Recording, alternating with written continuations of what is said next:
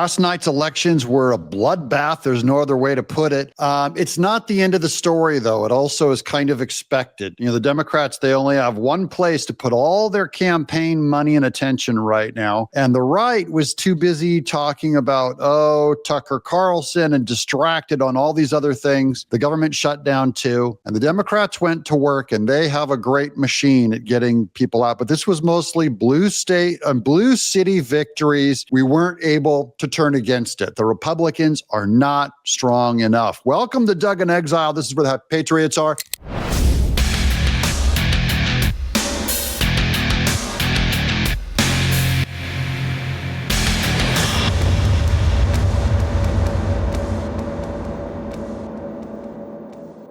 I'm going to show you why it's not the end of the world, but it is the end of the Democrat Party, and that is part of my agenda, so it makes me happy. Welcome. Let's watch. Here's Zohran Mamdani's victory, Nazi-like victory speech from last night. If anyone can show a nation betrayed by Donald Trump how to defeat him, it is the city that gave rise to him. And the city that tried to put him in jail. And if there is any way to terrify a despot, it is by dismantling the very conditions that allowed him to accumulate power. What allowed Zohran Mamdani to accumulate power? Because he's the new despot. It's being a trust fund kid, being a rich kid, never having a job, having everything handed to you in New York. So we have to end that to keep despots like this. On the campaign, he was all friendly. Mr. Gooey, I'm an influencer. I'm a rapper. Now he's like, hi, Zyke, we will get them the final solution. This is not only how we stop Trump, it's how we stop the next one. Ooh. You know, they tried to stop Trump with a bullet. How are you going to stop J.D. Vance? So Donald Trump, since I know you're watching, I have 4 words for you. Turn the volume up.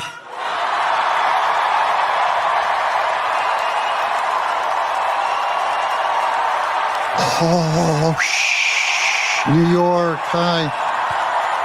Our town's dead. That's the sound of businesses fleeing New York and Jews. Are the Jews going to be killed by him because he's a Muslim, or are they going to be killed by him because they're businessmen and he's a socialist or a communist?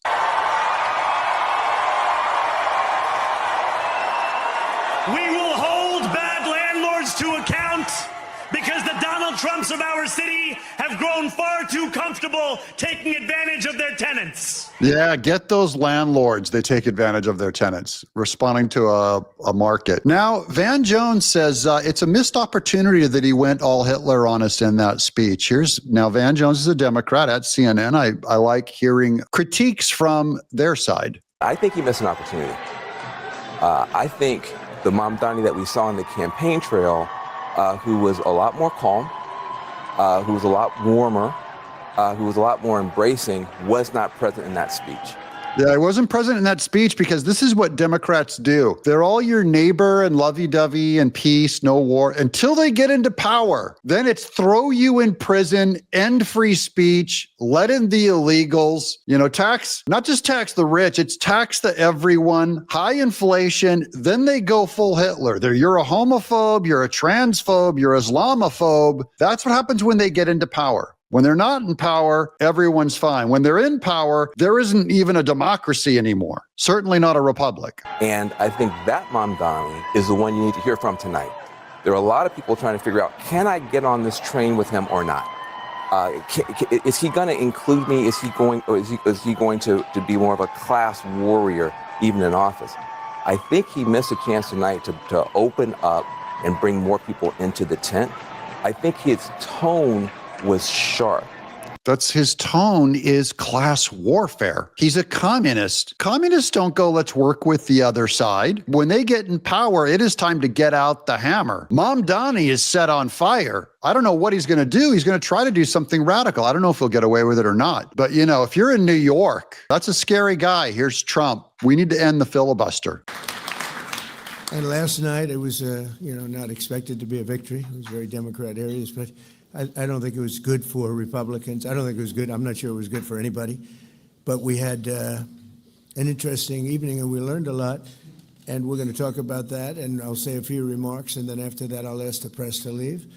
The press has been very nice to us the last couple of months. They were great to us in terms of the foreign visits with China, Japan, South Korea. This all has to do with the filibuster. This is all tied together. This is also about kind of how we're going to vote. Here's Ron DeSantis on last night. Well, first of all, Jack would have won 4 years ago, and he would have won tonight. This is that Chitterelli guy who lost. You just take Every Republican lost. all the Republicans who've left New Jersey since I've been governor and moved to Florida. If they could have still voted in New Jersey, he would have won both of those races.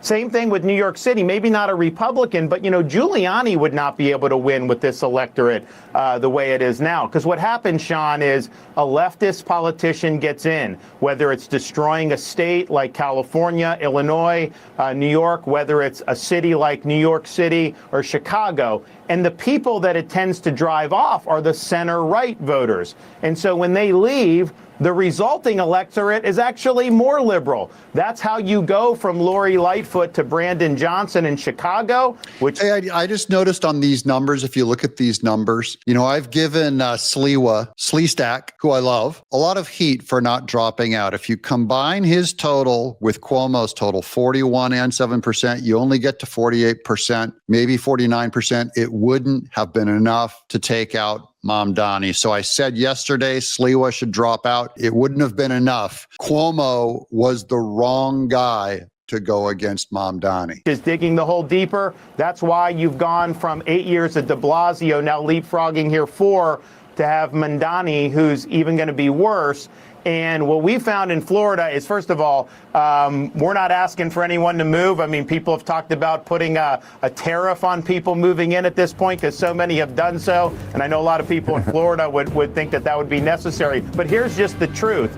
You look at all 49 other states since I've been governor, look at who's migrated to Florida.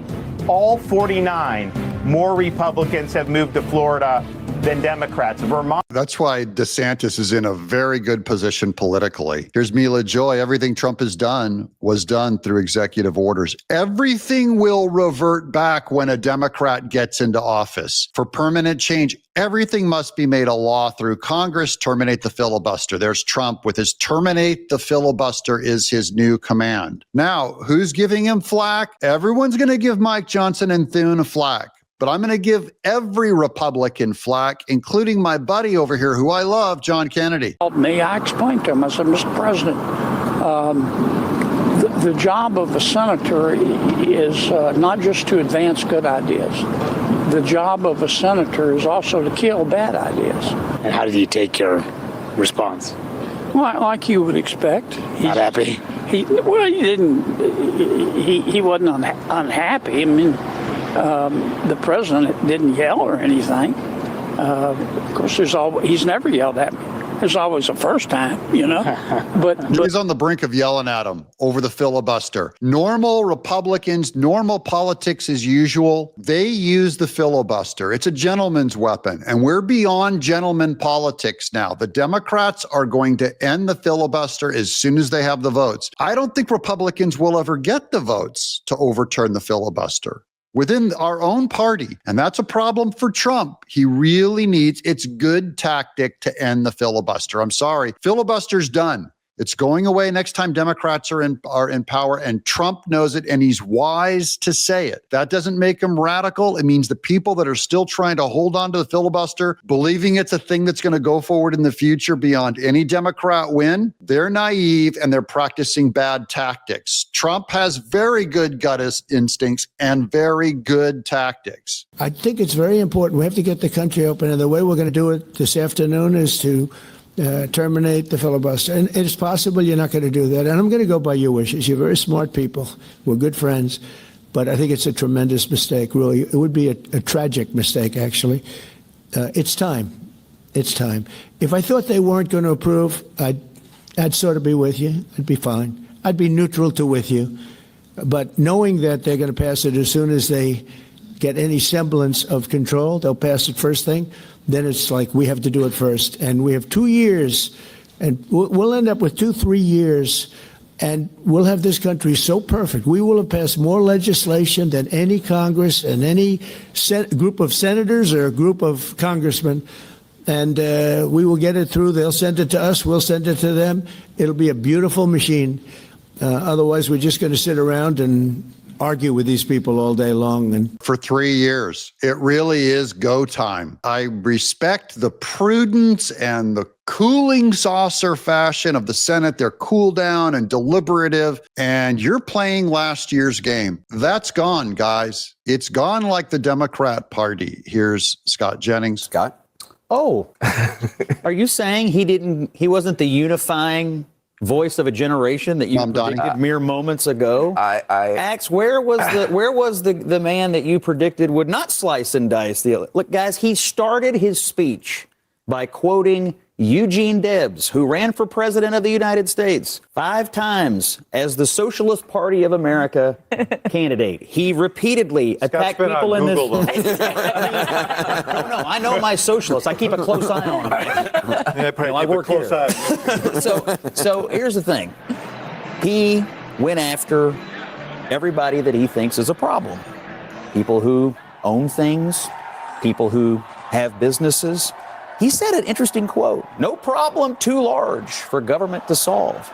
Or too small, important. And so when you... Why is too small important? No one has a problem with no problem too small. No problem too large is the problem. He's going to expand government to do it. He's not there to solve small problems. We'll get to more of the last night's bloodbath and the fallout from it. But first, I thought I'd just take a little break. Let's take a little break with Michelle Obama. So I wanted to take advantage of the fact that as the First Lady, yes, you can be smart and educated and beautiful. I didn't realize that was the debate, that First Ladies can never be smart, educated, and beautiful. This is a straw man. That's when you make up something to knock down that isn't true. No one ever thought that of the First Ladies, that you can't be smart, beautiful, intelligent.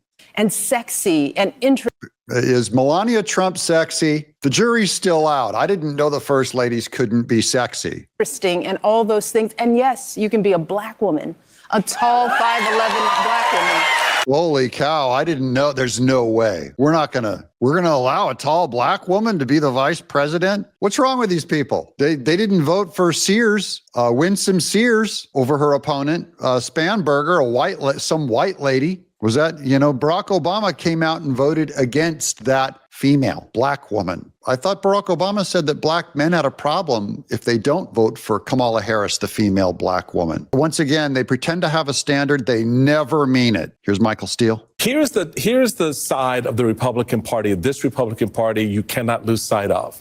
The reason they don't care, it seems like they don't care, is because they got a plan B. Well, definitely, yes. And the plan B is the state election offices that they now control. Our plan B is the state election office. The Democrats' plan B is an abortion pill. And setting up those operations going into 26 to make sure not just that you have ballot watchers and poll watchers, but they have their fingers in some degree on the system is something that you need to be mindful of, because you can't lose sight of that side of this equation. He's claiming we're going to rig the votes, guys. We have our hands all in the system. How they get the ultimate control. How we get ultimate control through rigging the system. That's Michael Steele. Here's breaking. Schumer and Hakeem Jeffries are demanding an immediate meeting with President Trump and the GOP leaders to end the government shutdown. Strange, right after the election night, makes you wonder. There's the document signed by Schumer and Jeffries. They're desperate to have a deal with Trump. Here's more from Jay Hogan Gidley on last night's win. 51% of the people in Virginia just said they want someone to be their attorney general, the top law enforcement official, who said he wanted the Speaker of the House in Virginia to be murdered and Republican children to be murdered. Just to be clear, that's what Democrat, and by the way, overwhelmingly women. It was like 60% women went for Jones. That's what women approve. And if it was just the men who were voting, Jones would have lost. So this is women are okay. Feel better about a candidate that says to shoot your opponent and his children, his family. Democrats are psycho. Here's Kellyanne Conway. No doubt. This is what happened when Democrats turn out to vote in largely Democratic blue states, and that's what happened. The one curious thing, though, Sean and Ari, is that the voters told pollsters they want lower taxes, fewer regulations, less crime, less chaos with respect to migration. They want to make sure that the police are respected and that their values are reflected. And then they went and voted against all of that today in the form of these governors. Look, the voters are so dumb. They all polled one way and then they voted another. They said they had a certain number of values. This goes into the polling, doesn't always get it. Those numbers right there is Cheryl, who's just a mediocre candidate, completely smoked Chiatarelli. And Chiatarelli was the great hope in New Jersey. And that's about as good as he could get. Too many Republicans left, not enough MAGA on there. He wasn't strong enough in support of Trump, perhaps. Here's more from on passing Prop 20 from California. No one understands this either because the California people said they wanted the redistricting to be neutral. That overwhelmingly polls high. So why did they vote for a radical Prop 50 redistricting with Gavin Newsom? This is going to affect the filibuster, 2026, 2028, basically the fate of the country. We're going to get a call for Republicans to redistrict everything. The yes vote in particular was Prop 50.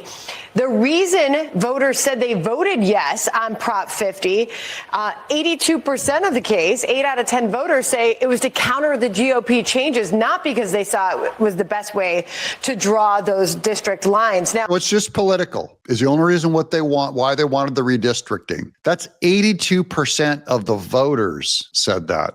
If you go back and look at those who said no to the vote, they said their reasoning to do so is that they saw this as not the best way to draw those district lines, while only 34% said it was to stop the Democrats from adding seats in Congress. A couple other things we're taking away from what voters said there in California.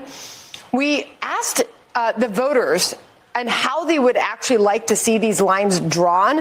The irony of this, Trace, is that 9 out of 10 voters, even more so, said they'd like to see this done by a nonpartisan commission, not the party in power. Well, only 7% supposedly supported that the party in power should redistrict. 92% claimed it should be neutral, and they voted for Gavin Newsom, who basically is saying the Democrat Party is going to redraw the votes. Californians, I'm sorry, 90% of the voters believed one way, so at least half of California voters really are idiots. And here's Gavin Newsom. We need the state of Virginia. With his wife, who he cheated on with his campaign manager. We need the state of Maryland. We need our friends in New York and all the action. Everyone in a Democrat state redistrict to put Trump out on to impeach Trump in 2026. Illinois and Colorado. We need to see other states with the remarkable leaders that have been doing remarkable things meet this moment head on as well to recognize what we're up against in 2026. And let me make this crystal clear. Anytime they say make it clear, remember Obama? Let me make myself completely clear. This is opacity. We can de facto end Donald Trump's presidency as we know it. The minute Speaker Jeffries gets sworn in as Speaker of the House of Representatives, it is all on the line, a bright line in 2026. Okay, they want Speaker Jeffries put in and then end Trump's presidency. That's red meat to California. Is democracy on the ballot still? Gavin Newsom? I thought this was the end of democracy and democracy dies. Why do you want to overturn the will of the people by having Hakeem Jeffries take out Trump? Here's Hugh Hewitt. GOP legislators have got to see the flare going up. Redistricting isn't a choice to be debated, but a necessary duty to be done. So Hugh Hewitt, who's a little more of a rhino, is coming out with something a little more radical. Let's get to the redistricting. It's now a duty. If they believe in center-right to conservative policy, California and Virginia are going to out-gerrymander Texas. Where red states can help the GOP majority, they have to act. Gerrymandering is in the Democrat genes. Look at Maine and Illinois. There is zero upside to losing for fear of offending coastal elites. That's in our party, the coastal elites. Draw districts to win seats or prepare for Mamdani madness to take control of the House in January of 2027. Very wise. I love Hugh Hewitt for his political commentary. Here's more on last night's bloodbath. Again, on Queens, I think Queens is so interesting, Sean. Look at this, just for our viewers at home. Like, no matter where you're watching in America tonight, just stop and think about this for a moment. This is one of 5 boroughs, okay, in Queens. It's not even the most populated. In this particular borough, maybe you fly in the JFK, maybe you fly in the LaGuardia, population 2.4 million. Foreign born, 48%. Languages spoken, and Queens alone. 48% foreign born. That's other cultures. I'm not going to blame skin color ever. I see a lot of people going, too many brown people, too many, and they're racist. Okay. Now they may also happen to have brown skin, but it's their culture. It's their values that have nothing to do with their DNA that I utterly condemn. I don't want other countries' values coming into America. And if you have 48% foreign born, that is a shorthand for bringing in foreign ideologies are now a huge, one of the largest voting blocks in Queens. We lose New York. This is going to be the rollout plan for every blue city in America to put a Mamdani, radical, Muslim, communist in Dallas, in Austin, in San Francisco, name it. Portland, especially in blue states, it'll be easy. But it could happen to me right here in Tennessee, in Nashville, in Memphis, and all they have to do is take the cities, take them over with Muslims. Watch Britain right now. Getting completely taken over by Muslim foreign-born people. That's your legacy of the future of the country, to hand power centers over to other, not in ethnicities, but other ethics, values, and political theories, primarily communist and anti-Semitic, anti-woman, anti-freedom of speech, and especially anti-Christian. Speaking of, here's AOC.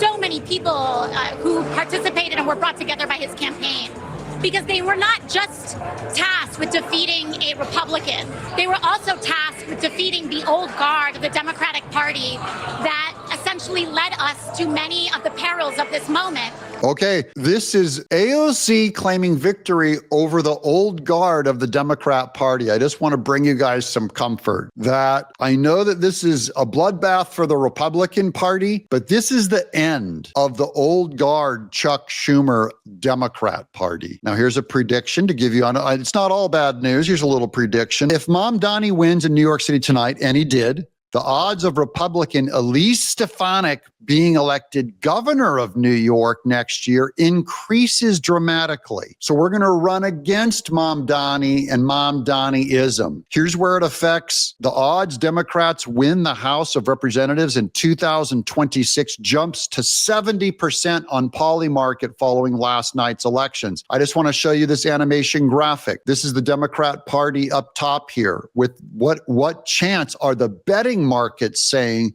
that the Democrat Party wins 2026. It went from 70%, it was down to 63. There's 59% at a low in October 20th. And then suddenly after last night, it's back up to 70% that the Democrats take the House and they will impeach Trump. It's the end of his agenda. That's why you have to trigger the filibuster. Here's Scott Jennings, poor Chuck Schumer. I don't need to play the clip. CNN gloats in laughter as Scott Jennings delivers a blunt warning to the Democrat Party. It began with Mamdani's win when Jennings issued the message for Chuck Schumer. AOC is going to be the next senator from New York. Bad news. Chuck Schumer thinks he's going to help get his party over. He ended his career. It's over. Here's John Solomon. I think the 2026 election map will be made on the decisions or lack of decisions that Harmeet Dillon made. She is the chief of the Civil Rights Division and the chief enforcement officer for election law. If she makes the proper arguments in these states where they're doing gerrymandering in retaliation rather than to make sure there's appropriate apportionment, representation of people, she can win in the courts. If she can strike at that, there's a difference between Texas and California. California ballot says what they're doing. They're retributing against Texas. That's not representing the interests of the people of California. That's taking care of a political beast. She has the ability to show that Texas did it because courts required it. If she can win, and if the Solicitor General can win that Louisiana case, they will have an upper hand to sue and block some of these reapportionments in the court and tie it down in 26. That is a ray of hope in the Trump administration. Harmeet Dillon, whom we're big fans of, she's there to make sure. Remember, she's going to try to end Democrat race-based redistricting, which is already up at the Supreme Court. That's why that Louisiana case is so important. As that goes, that will either give her more credibility to continue down that path or less and cut it off. And he's also talking about the motive for redistricting in Texas was court driven and good. The motivation for redistricting in California was retaliatory, which is not what redistricting is for. And Harmeet Dillon can fight that and others in court. Harmeet Dillon, we do have some people in charge that could still help curtail this problem. And I sang praises of John Fetterman yesterday, so I have to smack him down here. He says one of the smartest political investments ever made in 2015 were Justice Donahue, Doherty, and Wecht. All three of them got restated in Pennsylvania last night. These are socialist, pro-trans people against the people. So I said before, maybe he'll become a Republican. No, he's going right back to his socialist roots. Now voters spoke, and we're keeping them for another decade. This is NBC News. Pennsylvania voters retained 3 state Supreme Court justices, preserving Democrats' 5-2 majority, and Fetterman champions it, and Scott was fighting it so well, and we didn't win on that one. Again, part of the bloodbath. And finally, here's the attack by Gunther Eagleman, which these guys, Gunther, I love quoting him, but he's the one that always goes after Pam Bondi. We got to fire Pam Bondi, fire this, fire that. Where's the Epstein files? Fire these guys. These guys are spineless. Our congressional GOP leadership is spineless. It's not from spine that they oppose it. It's the same thing with Pence, where they believe they're protecting a constitutional thing, not the Constitution because the filibuster isn't officially in it, but their tradition that they have always relied on to keep America from going too radical. And they're wrong